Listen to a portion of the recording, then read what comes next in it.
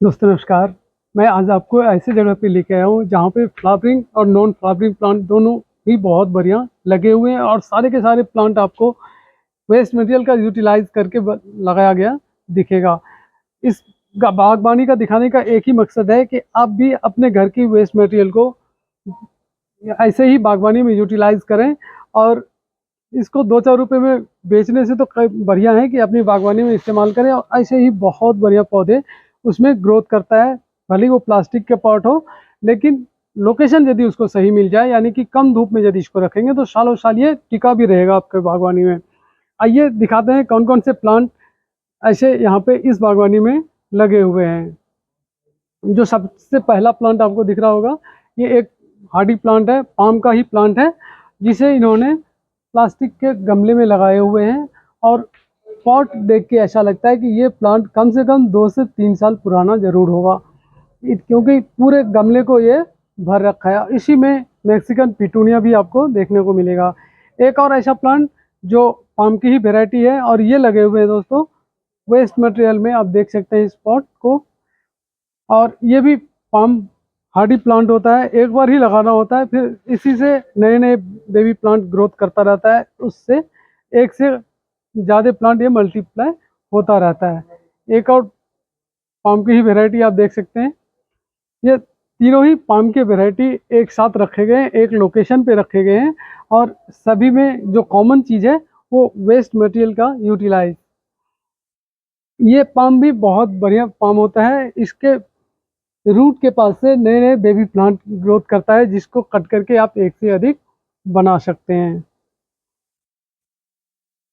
ये सारे ही प्लास्टिक के पॉट जितने भी देख रहे हैं आपको सब स्क्रैप मटेरियल का यूटिलाइज है। ये यहाँ पे पूजा किया जाता है, पूजा के मकसद से बट वृक्ष बोलते हैं इसको, जिसको हम लोग धार्मिक तौर पे इस्तेमाल करते हैं। और ये प्लांट भी बहुत बढ़िया प्लांट होता है, इससे आप बोनसाई भी बना सकते हैं। ऊपर के हिस्से को यदि आपने कट नहीं किया तो ऐसे ही ये प्लांट ऊपर तक जाता रहेगा, लेकिन कट कर देने से कई सारे ब्रांच इसके निकल के आएंगे, जिससे ये पौधा और भी ऊंची हो जाता है। अगला प्लांट जो दोस्तों आपको स्क्रीन पे अभी दिख रहा है, बेहतरीन फूलों वाला प्लांट है ये। भीनी भीनी खुशबू तो इसमें आती ही है, इसके फूल भी भर भर के आते हैं। सर्दी आने से पहले तक पूरी गर्मी पूरी बरसात इसमें फ्लावरिंग होती रहती है। ये है दोस्तों लेंटाना का येलो वेराइटी। इसको भी आप कटिंग से तैयार कर सकते हैं और इसके फूल देख सकते हैं कितने प्यारे कलर में होते हैं। हालांकि और भी वैरायटी इसमें पाया जाता है। ये ड्वार्फ वैरायटी है, जबकि इसके लॉन्ग वैरायटी आप रोड के किनारे झाड़ियों में उगे हुए देखते होंगे। फूल अमूमन सेम सा है, लेकिन वैरायटी में फ़र्क है।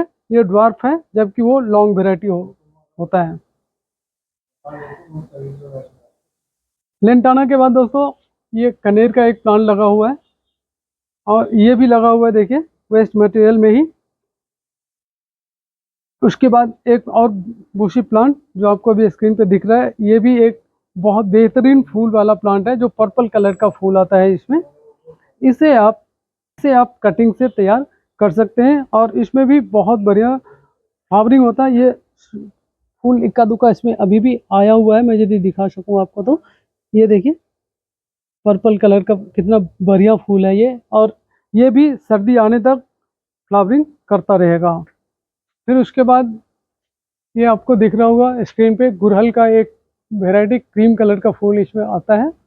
और गुड़हल का जितने भी वैरायटी है, इसको आप कटिंग से तैयार कर सकते हैं अपने घर पे ही, या यदि आप नर्सरी से भी रेडी टू यूज़ प्लांट खरीदना चाहते हैं, ऐसा प्लांट जिससे आपके बागवानी में ऐड करते ही फ्लावर आपको मिलने लग जाए, तो नर्सरी से भी बड़े सस्ते रेट में ये प्लांट्स आपको मिल सकता है।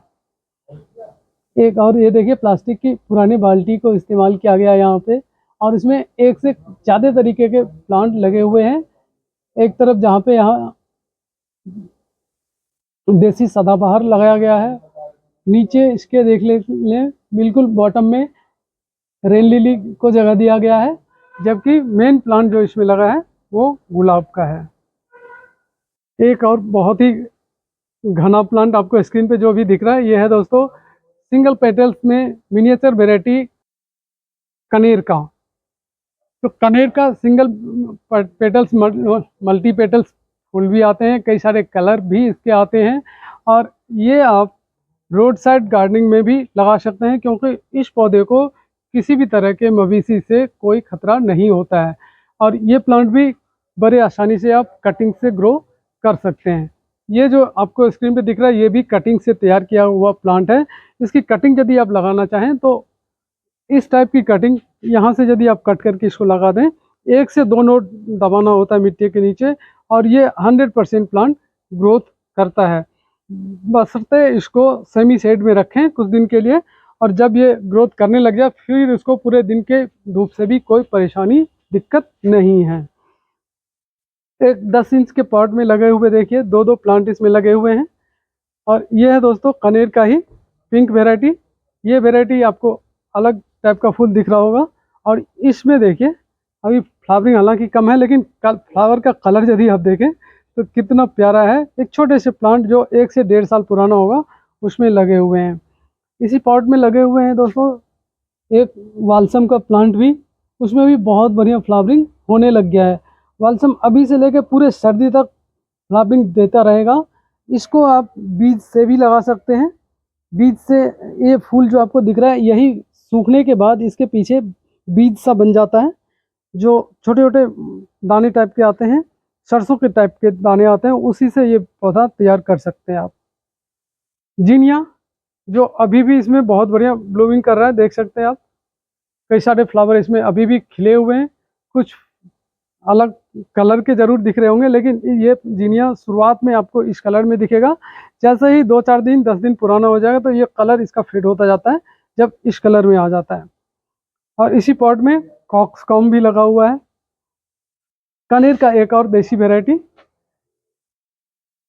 जो पीले कलर में है। इसके भी कई सारे कलर पाए जाते हैं, pink, red, yellow. Yellow variety ज़्यादा कॉमन है इधर। और ये भी एक छोटे से वेस्ट मटेरियल में ही लगा हुआ है। ये इसका बीज है। आप यदि चाहें तो इसके बीज से भी आप इसको ग्रो कर सकते हैं, कटिंग से तो ग्रो कर ही सकते हैं। ये भी बहुत बढ़िया फ्लावरिंग करता है और बहुत संख्या में फ्लावरिंग करता है। जब इसका फ्लावरिंग सीजन होता है पूरे पौधे फूल से भरे होते हैं। फिर एक और पौधा देखिए जो ट्रेसेना क्रोटोन का है, और क्रोटोन के साथ ही इसके नीचे वाले एरिया को यूटिलाइज किया गया है एलोवेरा और रेन लिली के लिए। एक पॉट में कई सारे प्लांट लगाया हुआ है और सारे ही प्लांट लगभग बहुत बढ़िया ग्रोथ कर रहे हैं दोस्तों।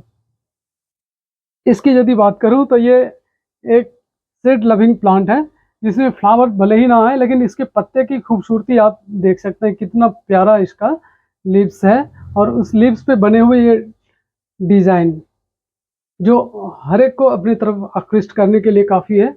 और इसको इन्होंने जीने के नीचे लगा रखे हैं ताकि पूरे दोपहर की धूप से इसको बचाया जा सके।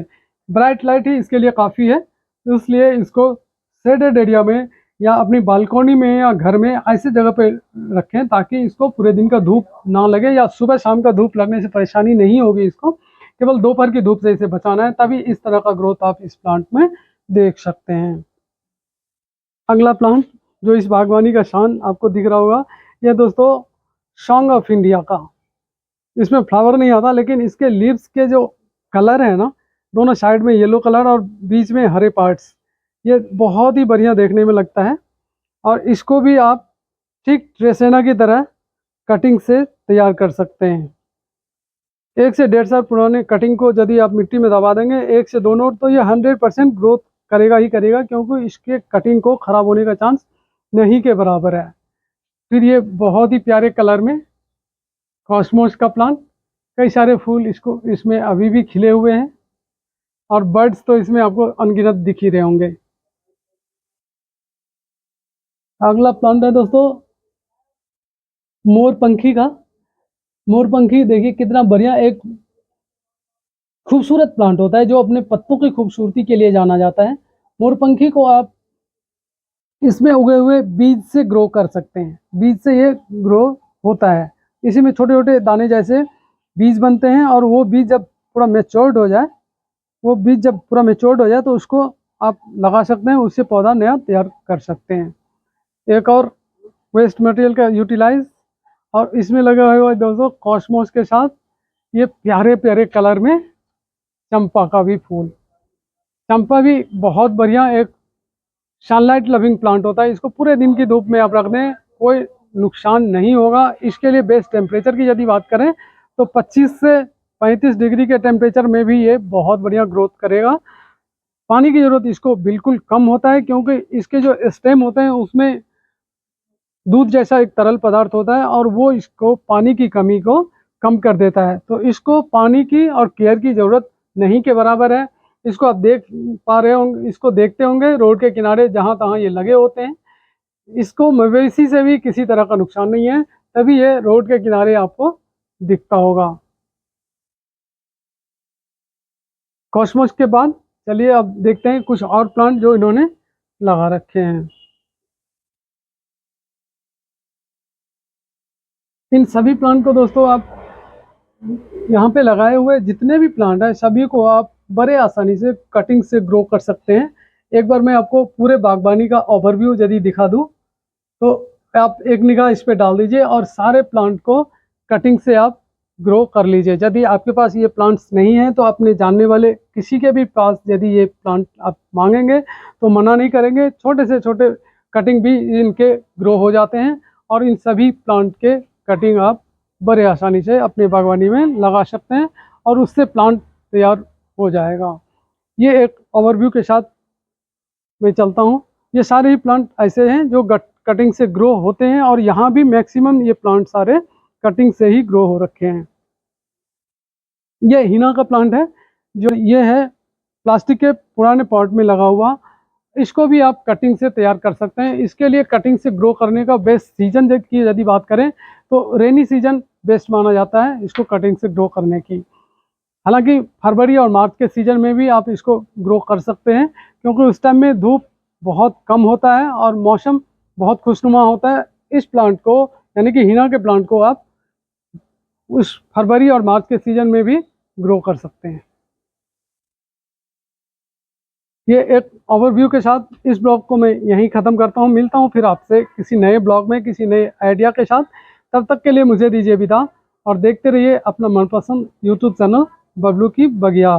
बहुत बहुत धन्यवाद आप सभी का।